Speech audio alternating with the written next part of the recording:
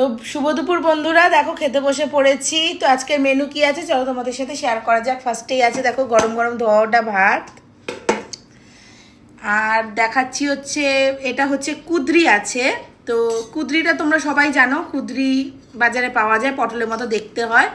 আর এটা হচ্ছে পেঁয়াজ, আর এটা হচ্ছে টমেটো আর কালো জিরে ফোড়ন দিয়ে একটা তরকারি হয়েছে। এটা একটা সবজি, কুদরি সবজি হয়েছে।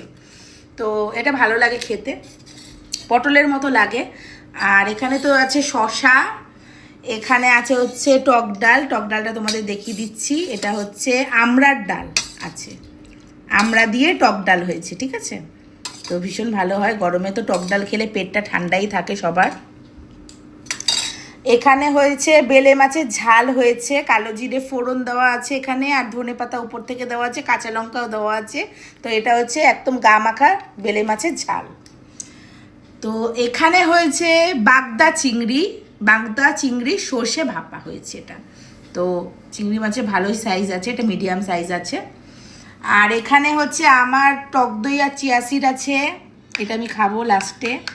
আর এখানে বাপি আর মায়ের টক দই আছে।